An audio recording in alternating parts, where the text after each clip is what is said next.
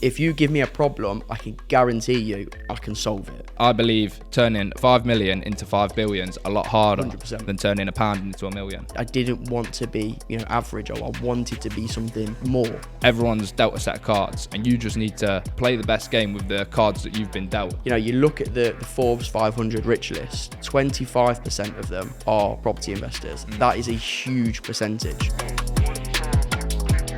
Hello and welcome to episode 3 of the Trade Property Power Hour podcast. Looking forward to this one. So the structure is going to change a little bit actually for this month's episode.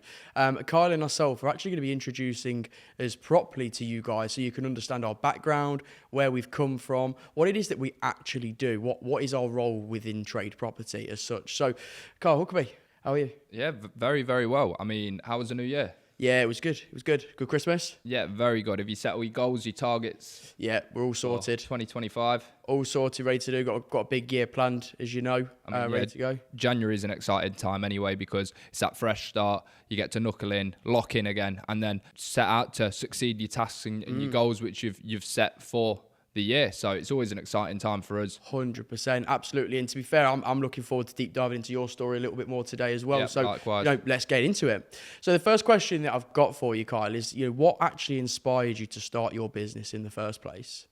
Well, I mean, it's a great question, and I'd say a mixture of things actually inspired me to start my business. I suppose not being valued in what I did and not being paid enough definitely were key factors. I mean, I've said it on podcasts before and I'll say it again. I don't want to live an average life. The fear of living an average life is what drives me forward. And when I used to wake up them early mornings, defrosting your car, going out onto a building site, it just didn't reflect me from how I wanted to be reflected.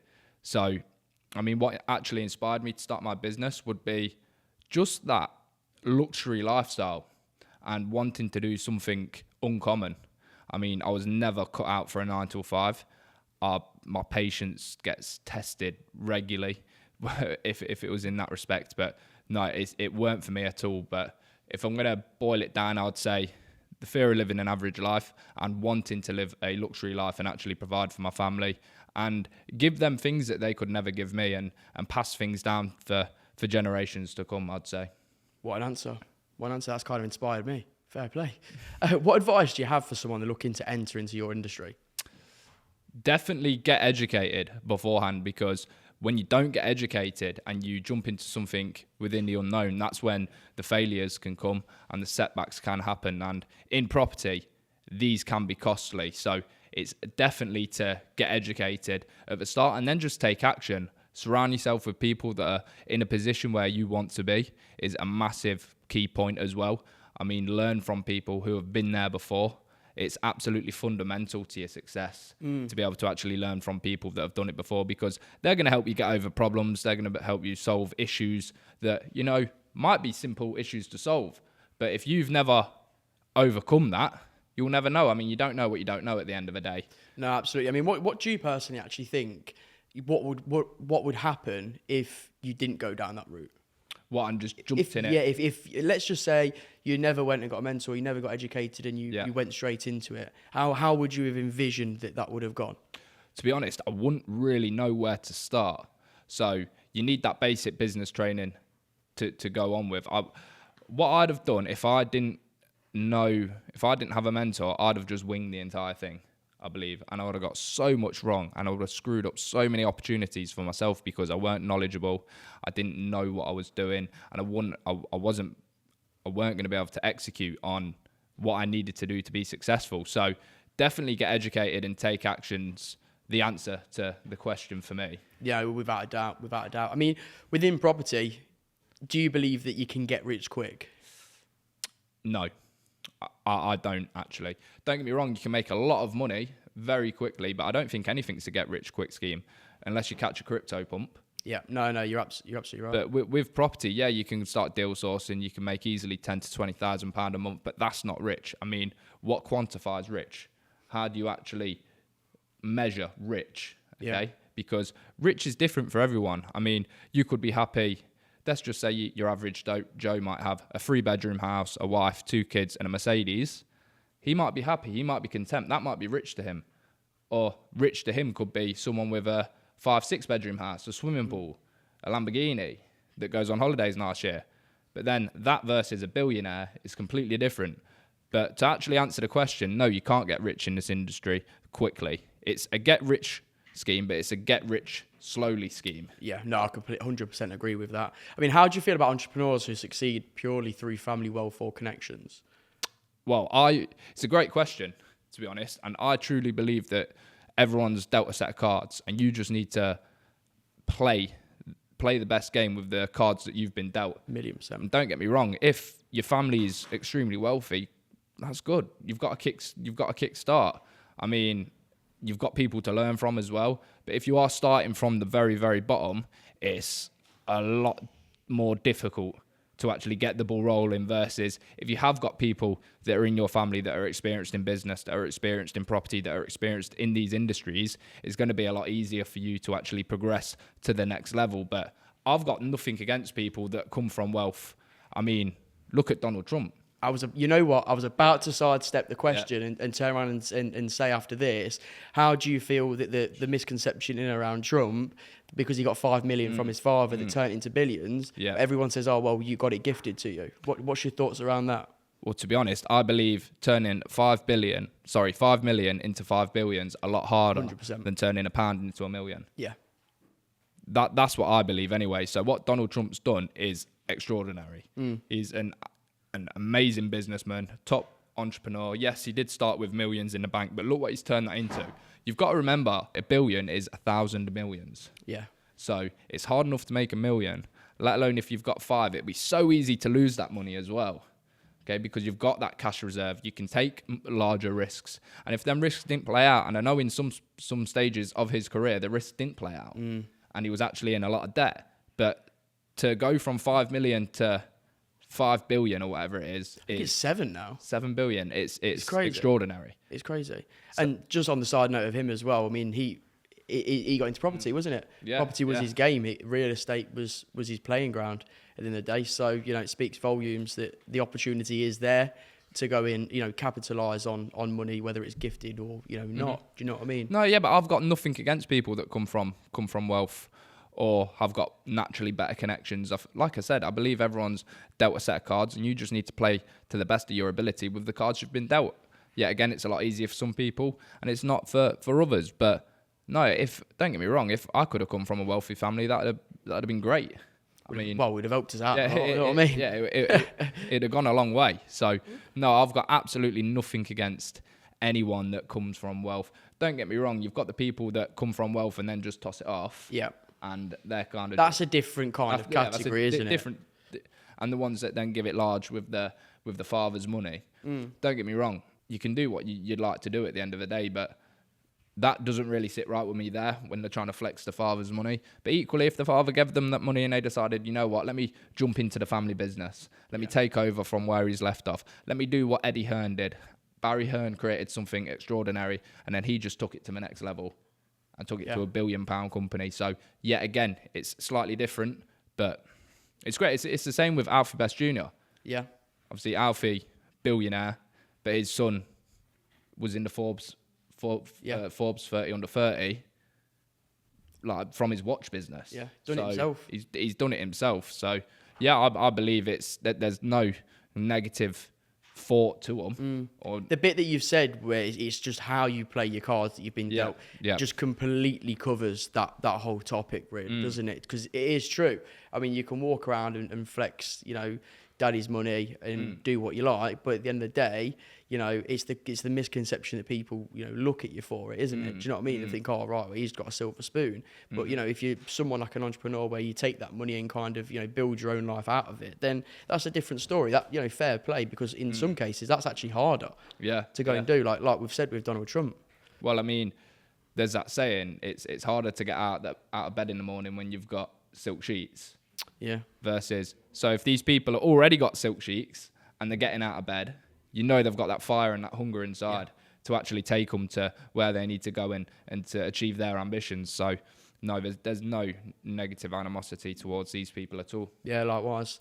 I mean, do you think mentors are essential for entrepreneurial success? Why or why not?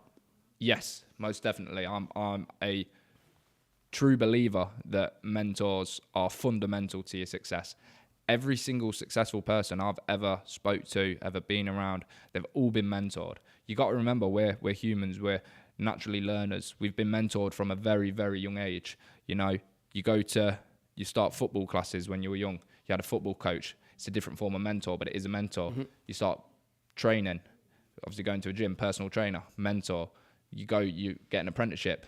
You're learning from someone. That's a mentor.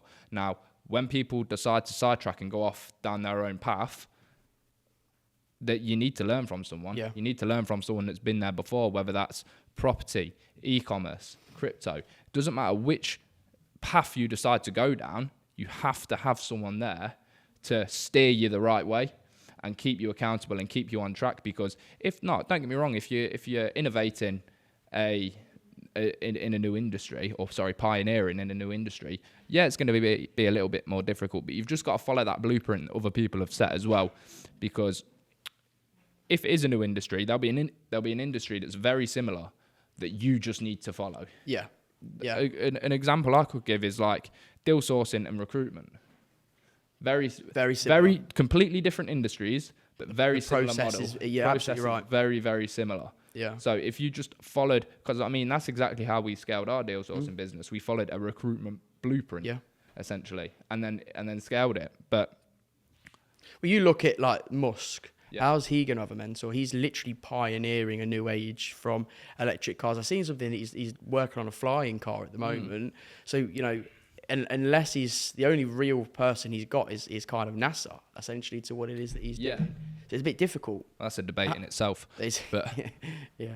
But Elon Musk is a generational talent. I believe he's probably the smartest human being on the planet that there is. I believe the only way Elon's actually going to get any smarter is just surrounding himself with the right people that are equally as smart as him, and then taking criticism and feedback from them on his new ideas and his new inventions. And then I suppose the power of AI might come into play as well. Yeah, massive. Obviously, isn't it? AI is just technically everything on the internet in a brain. So he's got access to that, so he'll have access to powerful versions of AI, and I suppose that's going to help him throughout his path as well. But it's a great question. But going back to the actual question, I think it's absolutely crucial that people do have mentors when going down their entrepreneurial journey. Yeah, completely agree. I mean, did you always see yourself as an entrepreneur, or did you kind of fall into it? How did it happen? So I always knew that I was going to be something different. Not necessarily an entrepreneur. I had goals, and I've always achieved my goals whenever I set them. But it wasn't until sort of 2018 when I really sat down and I thought, you know what? Nothing's going to change unless I change it. I'm here laying bricks, making $1,000 a week. Great, it's $1,000 a week, but when the winter comes around, I'm probably making less than that. Well, I am. If it's snowing, I'm not making any money. If it's raining, I'm not making any money. If the forklift's out, I'm not making any money. So I knew I needed to build a vehicle that was going to generate income for me versus me actually going out and doing the hard labor to get paid. So active income. Yeah, active income instead of doing active income. So I always saw myself as different.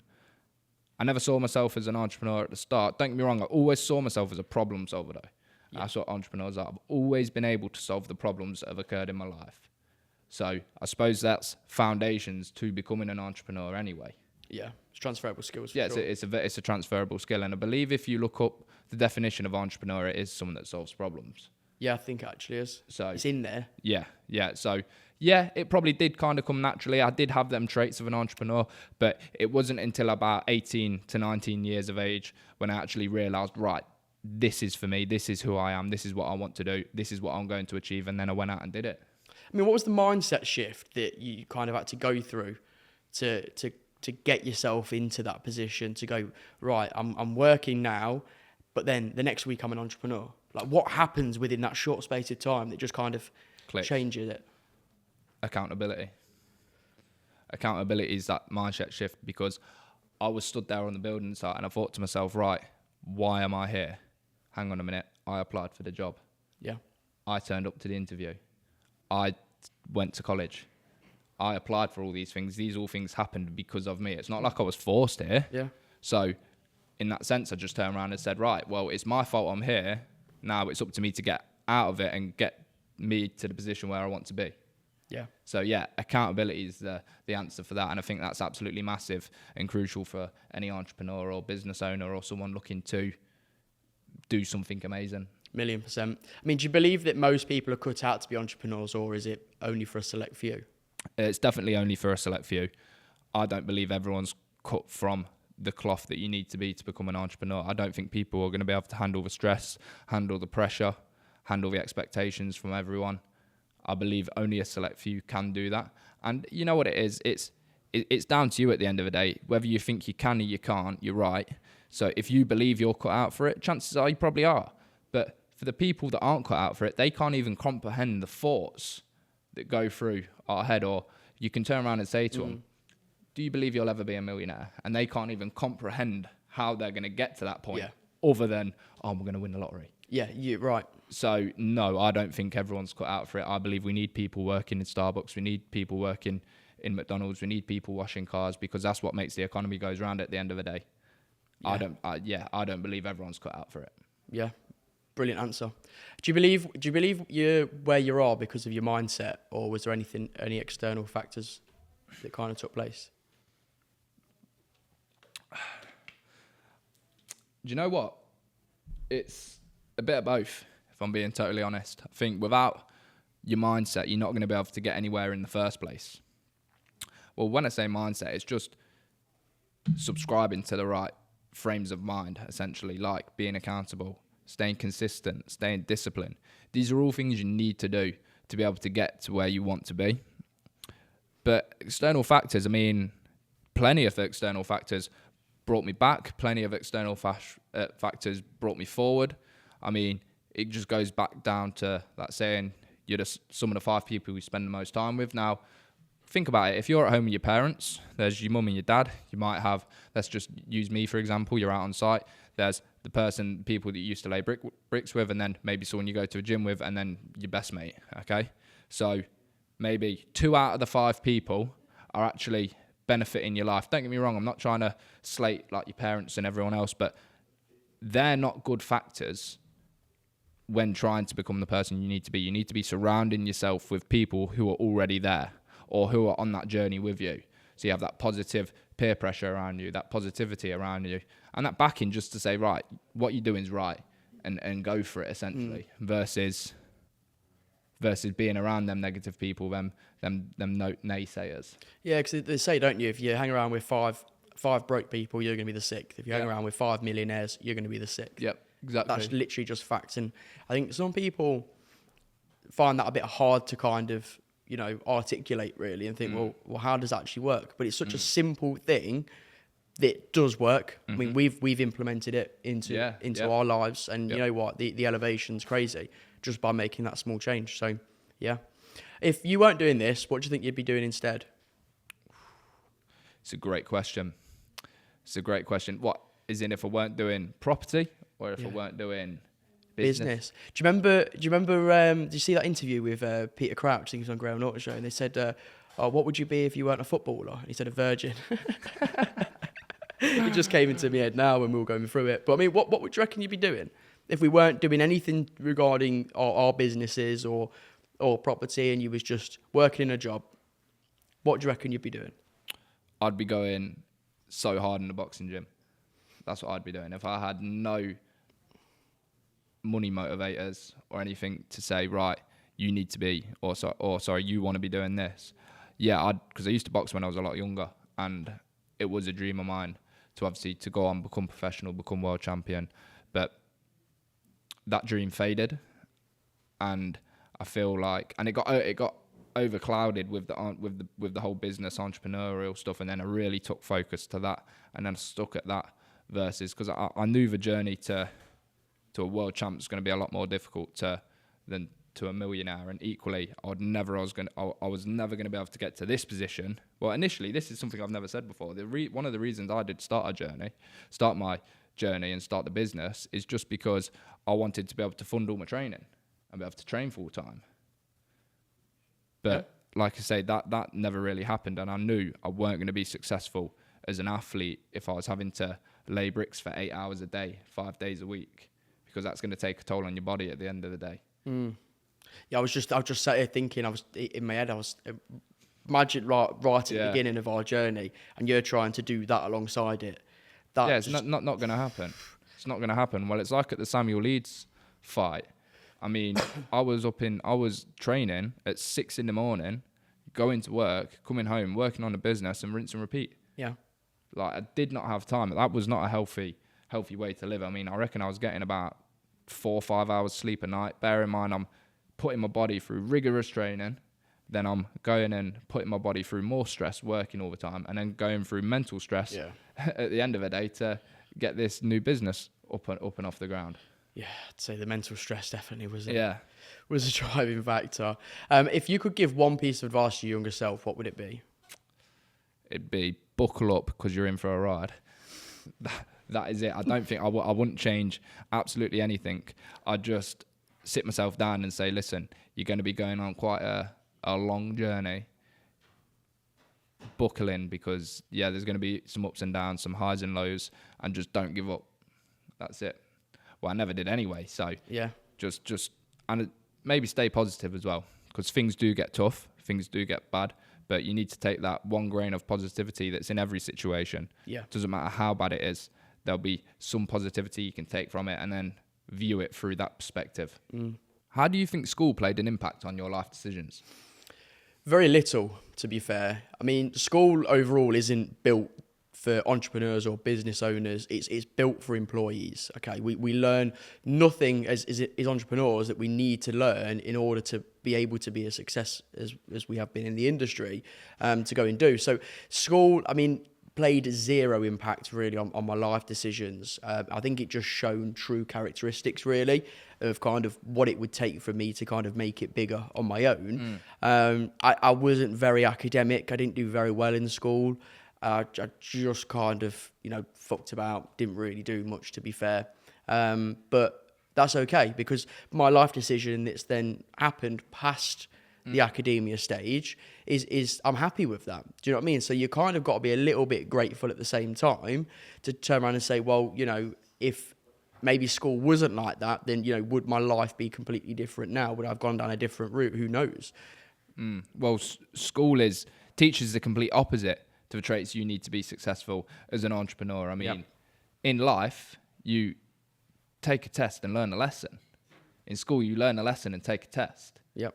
Absolutely, and they say you don't copy people in school. You all your answers need to be original. It needs to be you. No teamwork. Exactly. In business, that's all we do. You copy people. Okay, and you build Modify, them exactly. You look at your competitor and say, well, what is it that they're doing? Well, they're making 5 million a year. Okay, cool. I'll copy their blueprint. I'll replicate it. I'll use their procedures, their model, etc. to go in.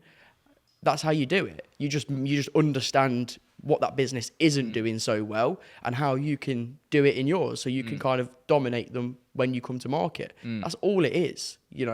Obviously there's a lot more to it, but that's the principle, really, isn't it? I mean, success leaves clues. If they're successful, there's clues there. Copy them, replicate. Jobs are good at. Where in school, you have none of that.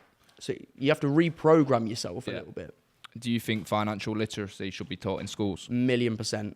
1,000,000%. I mean, there's a reason why it's not taught in schools. They don't want us to go and learn about these things, because as soon as we do, it opens up a whole different world, because that's what the business side of it is. It is genuinely a whole different world. Well, that's what it is. The economy is a business at the end of it. It is. And the people at the top, they don't want loads of competition, do they? They just want people programmed to go and do a job, be content, be happy with what you've got, and that's it. And then I suppose that's what school teaches. Yeah, absolutely. It just teaches you to follow that. And, you'll go to school, then you'll go to university, get yourself in loads and loads of debt. Then the next best thing is to buy a house, loads more debt. And before you know it, you're just working all the way to retirement in a house that you're still paying off, in uni fees that you're still paying off. You're still paying off all your car loans because they tell you that that's okay, but they're liabilities. Do you know what I mean? So it's completely different to anything that you would genuinely go to school and learn about. But financial literacy should 1,000,000% be taught in schools, because everybody can then have an insight into, how to actually use and increase their own money, and more importantly, give them access to different fields really, that they might not have had access to at the beginning. Why do you think it's not taught in school? For that reason, they don't want us to learn it, because if you learn it and your financial thermostat has now changed, and you think, right, well actually no, I can see the route to 1,000,000, I can see the route to 5, whatever it is that your goal is. So why wouldn't you go for that? And if you do go for that, then we're just going to end up with more business owners, and there's going to be not enough workers within the UK to fuel the economy. That's exactly why it's not taught. Amazing.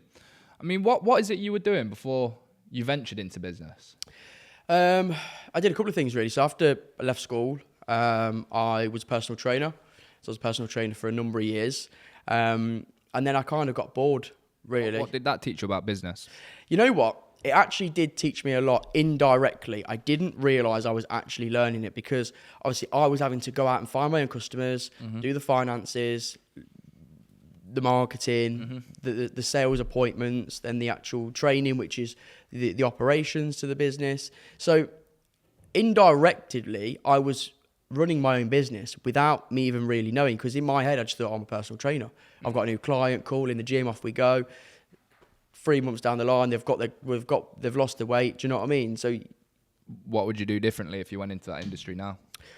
A lot. I would do so much more. So if I went back into it, the first thing that I'd be looking to do would be to systemize the personal training side of things, to be online. Online is absolutely massive within the training industry now. And ideally, I'd want to try and look to see, okay, well, which is your higher end gyms, so your David Lloyds, your Hiltons, etc. And I'd be looking to employ a personal trainer within each one of them facilities. Obviously, if there's a high demand in, say, David Lloyds Nottingham, then you'd look to then scale that site up, to be fair, to start coming through.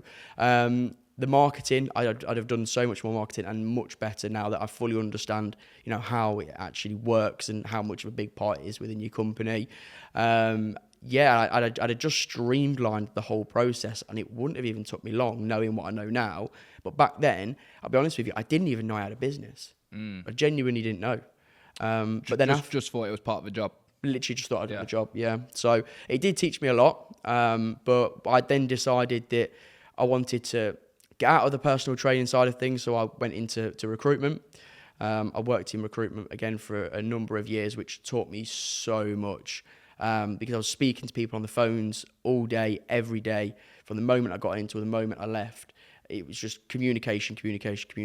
So it taught me the art of communicating, and the biggest one was the sales aspect. To go on to, and it's helped me loads, because looking at what we're doing now, if I didn't have had that sales role beforehand, then my abilities might be a lot less. Do you know what I mean? So it's played a massive part of it. But I was in the world of corporate. So it opened my eyes up to go from from leisure to corporate was a massive jump in getting used to it. But it's taught me how, a company within that sector is properly run. And you can see it. You know exactly how to do it. You can see how it's run. So that recruitment, out of all of them, probably taught me the most skills that I use to this day. How important is sales as a business owner? How important is that skill to have? The most important skill to have. If you've got no sales team, or you can't do sales, then how are you looking to get income as a business? Sales is your money in. That's exactly what you need as a business. It's the most important thing. The sales need to be there. And as a business owner, if you don't know how to sell yourself, how can you expect a team to learn from you as their leader? What precedent are you setting in and around that? So to learn sales as a skill, I think everybody should know how to sell. Because we sell ourselves indirectly. We sell ourselves, we'll sell, bits and bobs. For example, if someone's, as an example, turn around and say, right, okay, well, who wants to come to the football this weekend? I've only got 5 tickets, but there's 10 people in that group chat. Okay, well, you've then got to sell yourself to why you want one of them tickets. Do you know what I mean? Just as a normal everyday example. So we do it, but we need to know how to enhance it. We know how to take it to the moon and actually start using it to make money. Because if you learn sales, you can do anything. If you've got sales on your CV, most companies will take you. This is a massive skill to have. Great answer. I mean, what actually inspired you to even go into business? Good question. So very similar to what it is that you've turned around and said. For me, I knew, especially going through the school process, I knew that, okay, well, I'm not like any of these. I'm a bit different. I don't know what it is yet, but I'm a bit different. Mainly because I was probably an arsehole, to be fair. But I was a little bit different, okay? And then I kind of got into working. It was when I was in recruitment and I was sat there. I thought, I can't do this. I actually can't do this for the rest of my life. And there was something that kind of just switched. And it was like, okay, I was clearly meant to be doing something else. I clearly wasn't meant to ever be sat behind a desk for the rest of my life until I retired. But for me, it was, again, having that higher life. I didn't want to be, average. I wanted to be something, more. Do you know what I mean? Especially when you're going about and you're seeing Lamborghinis and Ferraris driving by you, it pissed me off. Because it's like, okay, I can't even compute right now how to get to that.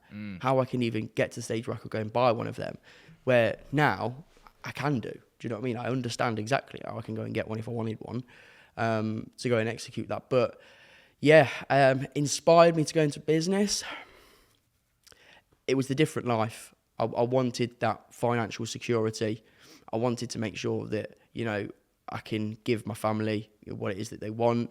The goal is to retire them, ideally. So yeah, it was kind of not just for me that kind of inspired me. It was for the greatness of good that I could do with a large amount of money. Amazing. They say, don't they? They say when you've got money, it shows your true character. So you're either a good person or you're a bad person. But you won't really know that. Yeah, it does. That's what it does. It does. So if you see the people that are in restaurants that have got loads of money and they'll think they can be rude to everyone, but that's just brought their true person out. Where if you're in there and you're polite, you're respectful, it doesn't matter how much money you've got. Everyone's human. Yeah, exactly. Yeah. Everyone deserves respect at the absolute minimum, regardless of if you think you're sat on a platter. But yeah, I'd say that's what inspired me genuinely. Amazing. I mean, can you walk us through your business journey so far? I mean, what are some of the key milestones and challenges that I know you faced along the way? Yeah, so business journey. So the first thing I did, I went into e-com. Now, got all of that all up and running, and somehow, I didn't do anything with it, which was, I don't really know, it was a bit stupid, really.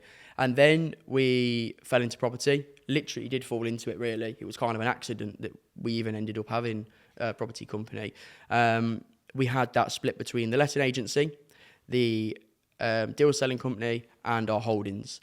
Which was primarily rent to rent. So at the peak, there was 65 tenants, and then we had obviously service accommodation units across the board as well, and then the deal selling company and the agency that was just kind of ticking along. Then we decided to group them together and sell them for a nice little fee on the 1st of August last year. And then we was kind of sat there going, well, what next?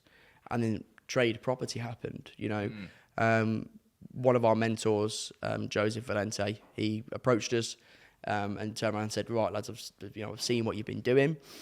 I've seen, you clearly know what's going on. I'd like to kind of offer you an opportunity. So we came in as business partners and we launched Trade Property. There's a few other things in regards to what it is that we're doing on a side note, which I won't mention today. But yeah, in regards to what it is I've been doing through business, that's it. In regards to like the key milestones and stuff, I mean, the first year, I'll start with challenges actually. The first year was tough. Okay, and so was the second. Really, it was really, really hard. But I firmly believe that God's put that there for a reason. 100%. To test you, to see genuinely how strong you are, and if you have got what it takes to actually make it. In this space. So for us, we kind of powered through that. As you mentioned earlier, entrepreneurs are born problem solvers. If you give me a problem, I can guarantee you I can solve it. It's just who we are. Do you know what I mean? We've built to do that. But the challenge is, it's not for the faint-hearted to go into launching your own business because it's very difficult. It's not an easy thing to do at all. You're going to have problems that you didn't even know existed. And if you've not got what it takes to fix them and get through them, then you're going to kind of fail at the first hurdle. And that's why I think a lot of businesses do. They kind of go into it thinking it's going to be an easy ride, and it's not that. They'll go, fucking hell, fuck this, I ain't doing this, I'll go back to my job because it's easier, and people get contempt. And it isn't for the faint-hearted, but I believe that's why 80% of businesses fail in the first 12 months, where with us, we did $250,000 in our first 12 months, and then doubled it. So, for us, it was like, we got past that, but I do genuinely believe that that's meant to happen for a reason. If you go down that life of trying to pioneer something or be different to everybody else, God's going to put things in there to test you, my man. Do you know what I mean? He's going to say, right, well, have you got what it takes to even do it? And if you pass them tests, off you go. You see the rewards. Amazing. I'm just going to go back to a point there. You said that God's put these challenges in front of you. How do you believe being faithful has helped you throughout your entrepreneurial journey? Wow, what a question. Massive. To be fair, I was Christian when I was younger, and it was something you just kind of just brushed off growing up. You knew you were, but it was something you didn't really practice, etc. But since going into the entrepreneurial life, I know you have as well. You've kind of it brings you a bit closer together, having that bit of faith. But more importantly, because you can see it. You can actually see what's happening and why it's happening. And it's because of a higher power. And being faithful, I believe, has genuinely helped us through some massive hurdles and challenges that even to this day we're a bit gobsmacked that we managed to even overcome. Do you know what I mean? So there's a reason why. And the reason isn't me and you. We're not some next level... two normal people. We're just two normal people. But we incurred the problems that everybody else did. So me having that faith, I genuinely believe, has played a massive part to how we got through the challenges. Amazing.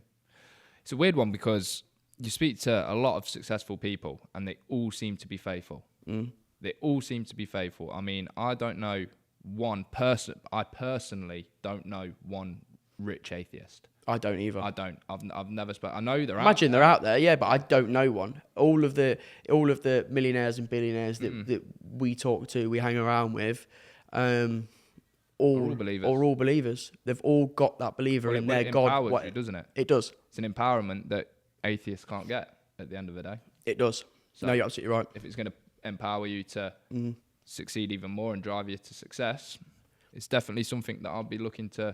Oh yeah, you've got to be open to it. Do you know what I mean? You have to open your mind up to it, because if you don't, then what's the point? Do you know what I mean? You could have something there, and all it takes is you to go, I believe.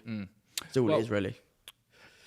I know you said that your first business was in the e-commerce. I remember we both started e-commerce stores back in the day. But I mean, why did you even decide to go into property? I knew that it was a higher ticket item. So for me, I was selling, again, from a background, it was all to do with fitness stuff on Shopify. And if I'd sold a massage gun, I might have made 15 quid profit. Okay. Versus if I went and got a house, it's hundreds of thousands.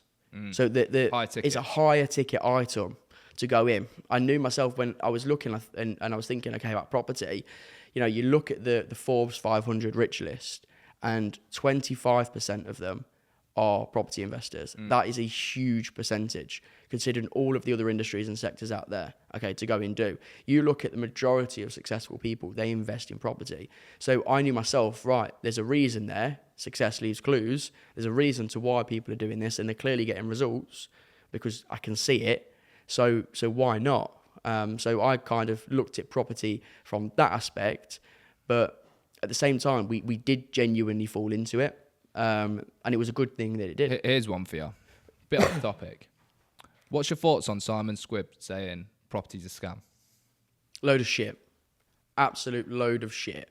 Property isn't a scam. Go and try and have that conversation with Grant Cardone or Donald Trump to say, right, well, how did you make it? And they'll go, property. Try and have that conversation with them, sat in front of them, and try and then say, right, well, you've been scammed, mate, because they've got billions in the bank from property. It's not a scam. Everybody needs a place to live. Okay, we can't build enough houses in the UK to even accommodate them. There is always that gap in the market to bridge. You'll always be able to find a customer within property. It's not that difficult. Whether it sells or it ends. Yeah, I think the market in the UK at the minute is booming. there's so much opportunity out there at the moment. But just going back to what he has said, I think it is genuinely a load of shit, personally. I kind of get what he says about it's not really a business. It is. It's an investment strategy, but can be run like a business. If you're doing deal selling, It's a business. it's a business, but it's within property.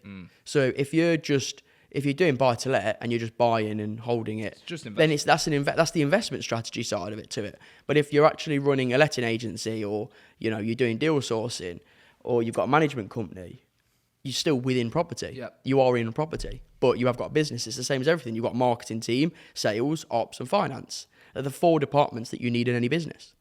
If you've got them, you've got a business. No one can say anything other to you just because someone else has decided that their business is going to be within fashion. Do you know what I mean? It's if you've got them departments, you got yourself a business, my friend. How do you handle failure, and what's an example from how it's shaped you? Great question. I embrace failure. So I know that failure is going to happen. It happens at every hurdle. Been through it, still go through it. It is there, but you learn more from your failures than you do your success. The whole reason why trade property has actually been a success in its own right is because we've had them failures, we've learned how to overcome them, and now we're teaching people. Okay, so they don't have to go through the loss of money and loss of time and the pure sheer inconvenience of going through what we've gone through. We can give it to them. So, yeah, failure, you learn more from failure than you do success. I embrace the failures. I don't like them, I'll be honest with you. It puts you back, pisses you off, but, it's inevitable. Do you think hiding failures is an insecurity, or is embracing them a strength? Embracing them's a strength. If you hide them, you're absolutely right. What a question. You are insecure about the failures, but you should never be, because, as I mentioned, you learn from them. That's what's going to make you a success, your failures. So you need to embrace them. You need to kind of, in a way, kind of welcome them, because it's going to happen, and it will genuinely shape where you take your business. So, yeah, embrace them. Don't hide them. Be proud that that's happened, because you've got to a certain stage that you've been allowed to fail. So, yeah, just going off the back of that, I'm going to ask you the same question you asked me earlier. I mean, if you could go back to your younger self, what advice would you give him? So you're in for a ride, mate. You are in for a ride. Just keep going, keep your head down, follow the natural path that you was meant to take. But fucking hell, you're gonna have a shock. Do you know what I mean?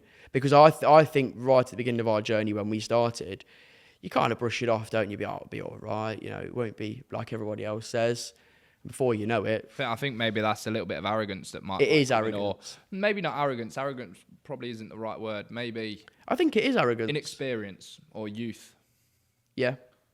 But just sort of overshadowing the reality of it. Yeah. Maybe. Yeah, no, you're absolutely right. But it's not an easy thing. Like Carl said earlier, it's not for everyone to come into. You've got to be a bit of a maniac, really. I think you've got to have a bit of a screw loose to go through the process, really, because it's a tough old ride, to be fair. It's very stressful. It's very, very stressful. I'm going great. Yeah. Yes, I'm just for men out, but it'll be all right. But when you get past it, it's the most amazing thing, and you kind of look at it and go, I've done that. But you always remember them failures. What advice would you give to someone that's on the brink of giving up right now? Don't. There's a reason to why you want to give up. Okay. Identify the reason to why. Okay. Because you don't just want to give up. There's a reason to why. Maybe you've started a business. It's an aspect of your business that you genuinely hate. Okay. Well, either axe it from your business, because that's the issue. That's going to take you down, or have somebody else come in to manage that side of the business. But if you identify what's wrong, okay, and try and change that problem to why you want to quit, then do it. Because believe me, in 10 years' time, you're probably going to sit yourself down and go, I should never have done that. Why did I do that? If I'd have stuck with it, my life would have been completely different right now. And that's facts. But, you know, it's not necessarily a business as a whole. There's a reason to why you want to quit. Identify that, solve that problem, and then keep going. Okay, if you've already started, you've got to where you are now from sheer hard work and dedication. If you quit now, that's that all wasted. What's it been for? Point? Exactly. Well, we live by quite a bad saying. What's the worst going to happen?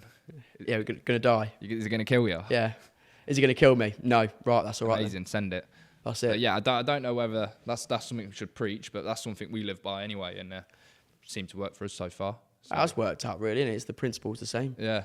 You know, look at this problem, right, well, is that going to kill me? No. I'll just fix it. It's a great way to live. I mean, as a business, as a business owner, have you got a daily routine, and if so, what is it? Yeah. So having a routine is really, really important because it gives you that discipline. I don't want to talk too much about motivation because motivation very, very soon and quickly goes out the window. A load of bollocks. And it is a load of bollocks. And discipline takes over. Discipline is what you need. So having that routine, for me, I'll share mine in a second, but having that routine can make the difference between your day going north or south. Do you know what I mean? But regards to me, up nice and early, straight to the gym for 7. We'll get an hour workout in, a steam, sauna, normally a swim.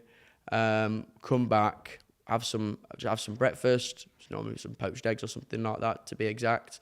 Then go into the meditation, so half-hour meditation. Come out of that and then start work. So normally, the reason why normally we'll start work from about 10. Yeah. Once we've done all of that. And then all the way through to pretty much till when we go to bed. If not, what we tend to do is it'll get to a point in the evening and we'll read or we'll do some self-development. We'll be watching podcasts. We'll be doing something to enhance our knowledge. What you consume, isn't it? Absolutely. Because if you're going back and you're watching Love Island all night, you're consuming a load of bullshit. Versus if you're watching a Grant Cardone podcast, he might give that one little bit of knowledge, one little bit of advice that you need to make the jump, to make that jump. Yeah, no, you're absolutely right. You know, you want to monitor what 1% better every day. That's all it is. 100%, and that routine is 7 days a week. We get up, we'll go to the gym, we work. That's it. That's 7 days a week. And you know what? For some of you might be looking at it thinking, guys, that's a little bit sad. I love it. I absolutely love it. Well, I tell you what, it goes back to what Tristan Tate was saying. Instead of chasing happiness and trying to look back and go, right, have I been happy today? No, try and make yourself proud. Have you made yourself proud today? Have you been to the gym? Have you had that long run? Have you read for an hour? Have you done 100 press-ups? Whatever it may be, have you made yourself proud today? Yeah. Because that's the stuff that you don't want to do. Okay? Have you rang through that list of data? Yeah. You got to make yourself proud. Don't try and make yourself happy. I feel the thing is, the way you got to look at it is, you've got them 8 hours in the day. It's up to you how you spend them. You know, you could be. I'll use me as an example. Towards the back end, when I knew the business was doing well, but I was still working as a recruiter, I was sat here thinking, I can just chill out. I don't need to do it. You know, I'll scroll through LinkedIn or Instagram or whatever it is that I could do on the computer. And it weren't until my manager actually said to me, off the record, you know, he said, I understand, you know, you're doing what you're doing, it's going very well. However, you are still here for 8 hours regardless. So would it not make more sense to use that 8 hours to start billing and make some more commission rather than sat there and do nothing? Because either way, that time you've lost. And I was like, yeah, it's a good point. That's a very good point. Went back in, started billing again. Thought, might as well make the commission if I'm still here. So it's a way to look. It's up to you how you spend them 8 hours. It just depends whether or not you decide to be productive or unproductive. But you could have all the wealth in the world, but the one thing you can't buy or get back is the time. So whatever time that you're spending, just make sure you're not wasting it.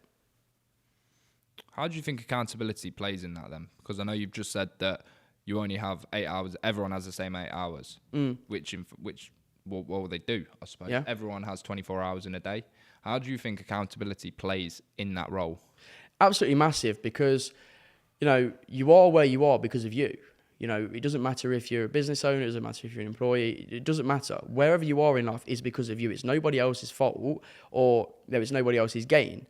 You know, it's up to you, and that's keeping yourself accountable for your own actions. I mean, for us, we'll have a to-do list that we'll do every single day, and we don't finish till Miss it's that out done. the routine. Exactly. I did miss that out of the routine. We'll have a whiteboard meeting, and we'll put together a to-do list, a checklist for the day, and we don't finish till it's done. Doesn't matter how big or small the task is, it has to be done today. And that's because I'm keeping myself accountable. I'm identifying that needs doing because I'm being productive. I'm always productive. So it has to be done. But that comes down to keeping yourself accountable, because if you're one of them people that go, you look at it and go, yeah, I've got that to do. That's all right, I'll do it tomorrow. Where's the accountability? I mean, it's quite stimulating, isn't it, when you're there and you can tick off. It's weird. It's stupid as it sounds. Psychologically, yeah, it's it really is. good for you. Because you're like, well, I've achieved that. And I mean, what we do, we set 5 tasks, draw a line underneath it. These are our 5 non-negotiables. These have to be complete by the end of the day. And then what other tasks we've got to do are underneath that. Because, like I said, these are our non-negotiables. These have to be done today. And then anything else we get done is a bonus, essentially. No, you're absolutely right. And it does help. It does work. You're more productive. You get stuff done rather than you just working from your own head. Because it's very easy to sit there on your laptop doing work, and it's like, oh, hang on a second, I'm on Instagram. I do it all the time, I'll be honest with you. It's very, very easy to do. So having that list there, you're like, hang on a second, no, I've actually got shit to do. Like, and then also work into your calendar as well. Yeah. If you're blocking out time for certain tasks, you need to be able to. Well, you need to do it. Yeah. Essentially, and then stay disciplined to that calendar as well. So accountability is huge, absolutely huge within the process. If you've not got that, then you're gonna really struggle. Amazing. I mean, if you could give one piece of advice to aspiring business owners, entrepreneurs, what would it be? Keep going. Keep your head up. Times are going to get tough before they get better. So, make sure you just keep yourself doing what you're doing. You're on the right path for a reason, okay? You've got into your head that this is meant for you. So don't deviate from the plan. Do not let anybody else tell you what it is that you're doing is wrong. Because what it is that we do as entrepreneurs is very different, okay? There's a very small percentage of people that do what we do. So when you're trying to have these conversations with other people, it might be family members or friends or someone just down the pub, they're all going to tell you the same thing because it's not normal for them, okay? So keep your head down, work, and just do it, okay? It doesn't matter if you have to go be a ghost for a year, okay? Just do it. Because you'll thank yourself so much in the future. And then the people that decided to make them comments or try to knock you out or deviate from your plan, then they'll be the ones that will be still where they are when you're on your yacht or whatever it is in 10 years' time. Okay, and then they'll be coming to you, well, how did you do that? How did that happen? And it will happen because it does happen. It happens to us. So yeah, just keep going. Okay, don't stop. Amazing. And finally, why do you think having a mentor is important, and how has mentorship impacted your own journey? Having a mentor is crucial. You can't do what you're doing without a mentor.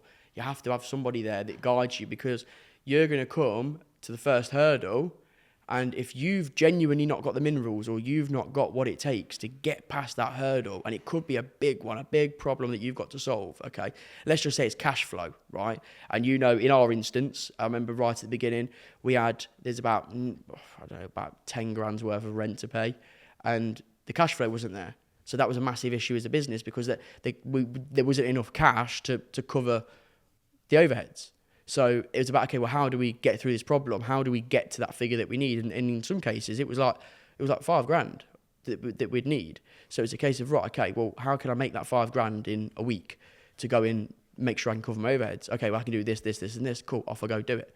So it's about identifying the problems and being able to solve them. But having a mentor will help you with all of that, because they've already been through that. They'll know exactly what to say to you, because they've got past that hurdle. All it is a mentor is somebody that is achieved something in their own right, that can now pass on the blueprint and the wisdom and the knowledge to everybody else. Okay, so going into a business, especially business, make sure that you've got somebody there, because I think you might have mentioned it earlier. We go through life. You go to school, you have a teacher. You'll go and do an apprenticeship. You've got somebody at college or somebody on site that's teaching you how to do that job. But all of a sudden, when we go into business, we forget that everything that we've learned in regards to having somebody there to teach us. So, trying to do it on your own is never going to work. So you need to have somebody there that's already done it, that can go, right, here you go, lads, this is how I've done it. Copy it.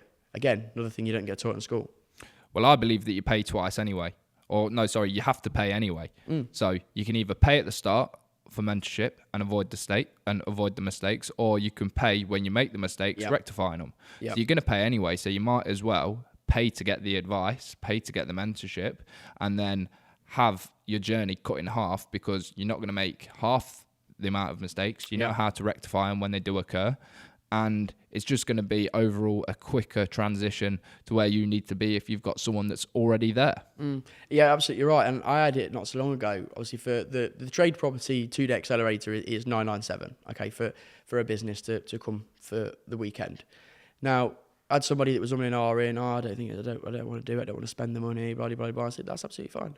Okay, but then they rang me up a couple of months later because they tried to go and do it themselves, and they were like, "Tom, can I come on your 2-day?" So I'm curious now at this stage. Okay, well, why now that you've decided? Oh, well, I tried to give it a go and I lost £3,000. If you'd have paid the 997 at the beginning, you've actually saved yourself money. So yeah, you're absolutely right in what you're saying. You do pay twice. You either pay it in the mistakes and the cock-ups that you occur will happen, or you just pay to someone that knows how to overcome them in the first place.